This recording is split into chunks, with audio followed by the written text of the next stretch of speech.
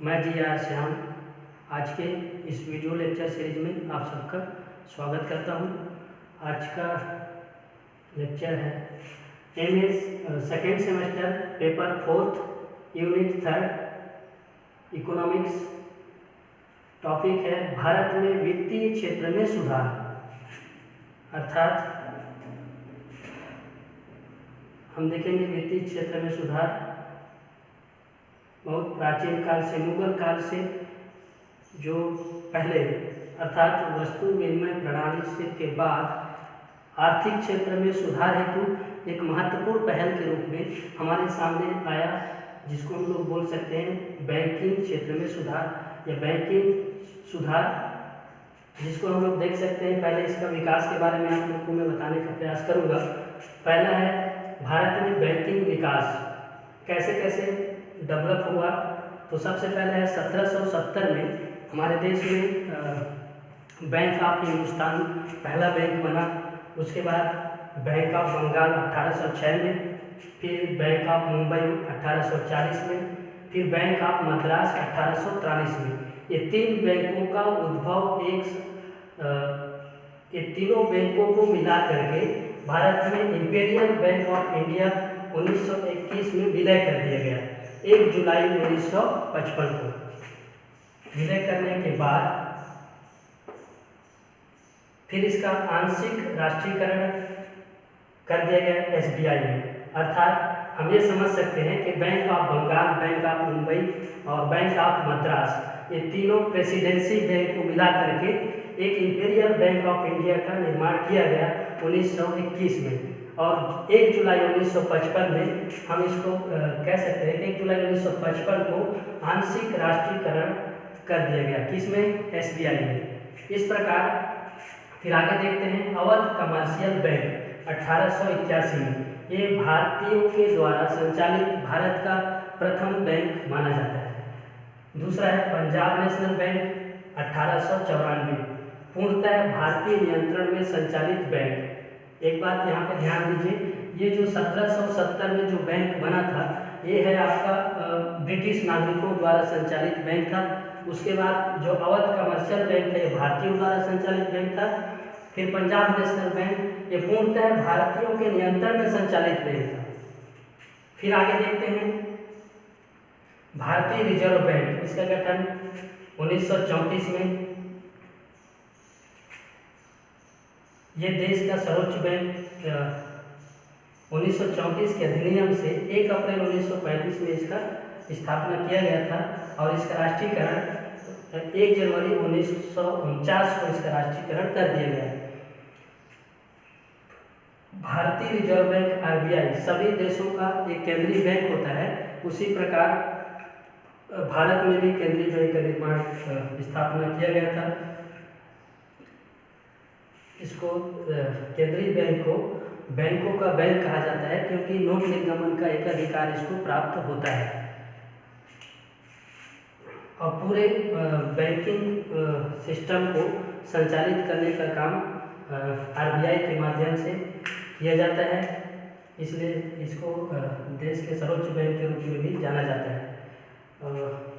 फिर उसके बाद आगे बढ़ते हैं। यहाँ देख सकते हैं आप 1969 भारत के 14 बड़े बैंकों का राष्ट्रीयकरण किया गया था। उसके बाद 1980 में भारत के 6 बड़े बैंकों का राष्ट्रीयकरण किया गया था। 6 और 14 मिलाकर के टोटल 20 राष्ट्रीयकृत बैंक। इसमें एक माइनस जो है वो है 1993 में न्यू बैंक ऑफ इंडिया का पंजाब नेशनल बैंक में विलय कर दिया गया था। तो इस प्रकार टोटल संख्या जो है वो माइनस करके हो गया 19 राष्ट्रीयकृत बैंक। तो इस प्रकार ये विकास हम लोग देख सकते हैं, ये भारत में बैंकिंग का विकास है। फिर आगे आते हैं हम भारत में वित्तीय सुधार के क्षेत्र में जो महत्वपूर्ण वित्तीय बैंकिंग सुधार हुआ है, ये आर्थिक सुधार की प्रक्रिया से शुरू होती है। एक है व्यापार में सुधार। उस टाइम 4 महत्वपूर्ण सुधार किए गए थे। एक है व्यापार में सुधार किया गया था, दूसरा राजकोषीय सुधार था, तीसरा वित्तीय सुधार और औद्योगिक सुधार। हम आज मुख्य रूप से वित्तीय सुधार के बारे में चर्चा करेंगे। वित्तीय सुधार के रूप में बैंकिंग सुधार एम नरसिम्हम समिति 1998, ये समिति की रिपोर्ट ही महत्वपूर्ण माना जाता है। नरसिम्हम समिति का रिपोर्ट, उससे पहले चक्रवर्ती समितियां भी है, लेकिन मुख्य रूप से बैंकिंग क्षेत्र में महत्वपूर्ण मतलब सुधार के रूप में नरसिम्हम समिति को लिया जाता है, जो 1998 में। तो बैंकिंग विकास 1991 के बाद अब आगे बढ़ते हैं, देखते हैं। सबसे पहले यहाँ पे पहला 1993 न्यू बैंक ऑफ इंडिया का पीएनबी में विलय कर दिया गया, तो टोटल संख्या जो है -1 होकर के 19 था। अब वर्ष 2006-07 में सौराष्ट्र बैंक का विलय एसबीआई में, सहयोगी जो 7 बैंक था, पहले 8 था वो 7 हो गया था, सहयोगी बैंक 7 ऐसे प्लस करके टोटल 26 बैंक है। अब आगे बढ़ते हैं, तो तीसरा 2009-10 में स्टेट बैंक ऑफ इंदौर का विलय कर दिया गया फिर एसबीआई में, तो 6 सहयोगी बैंक प्लस 19, टोटल बैंकों की संख्या कितना हो गया 25।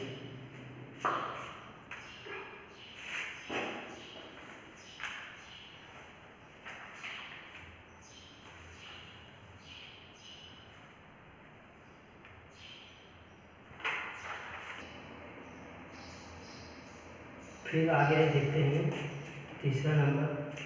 यहाँ पे एक बात कहा गया था, न्यू बैंक ऑफ इंडिया का पीएनबी में विलय हुआ था।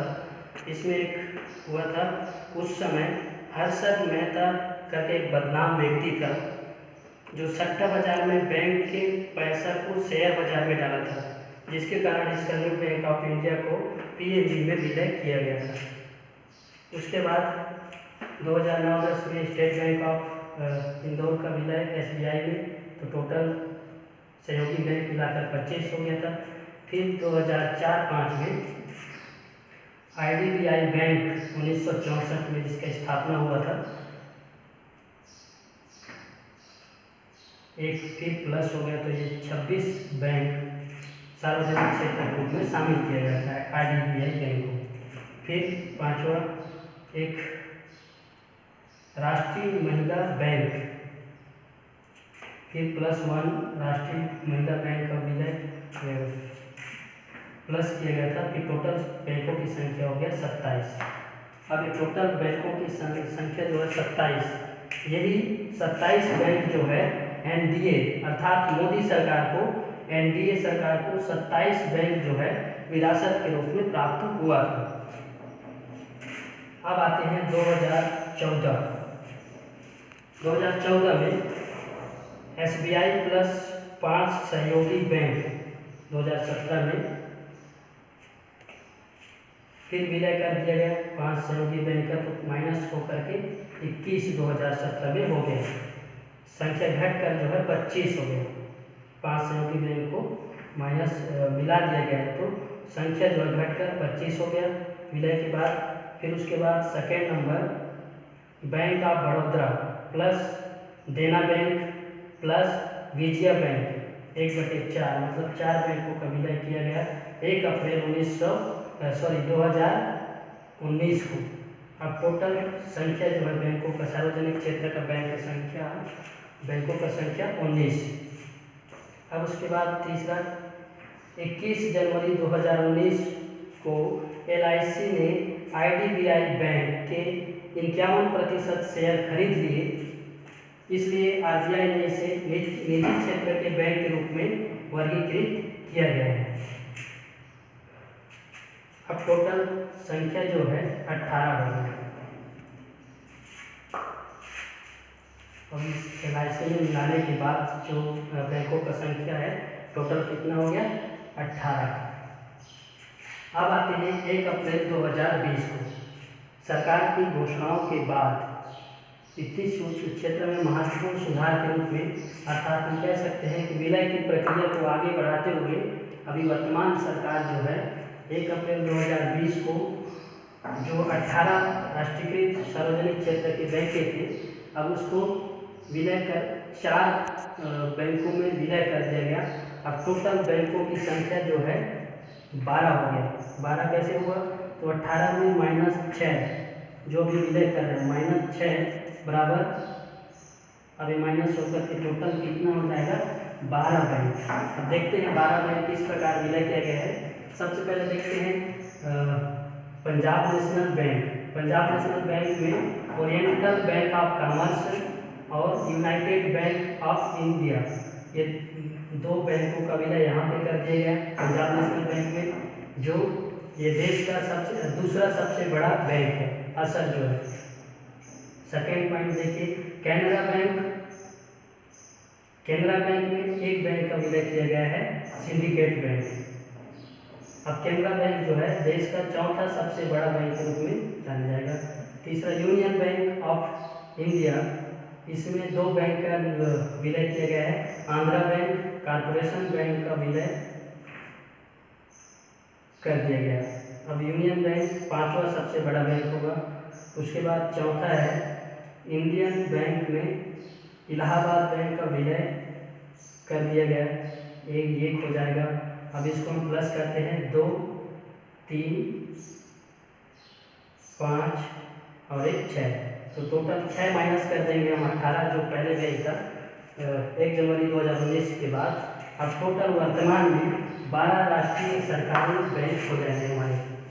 इस प्रकार ये इंडियन बैंक जो है 7वां सबसे बड़ा बैंक है। इस प्रकार आगे देखते हैं इसमें, तो सबसे ज़्यादा शेयर जो है SBI का है 52.05 लाख करोड़ रुपये।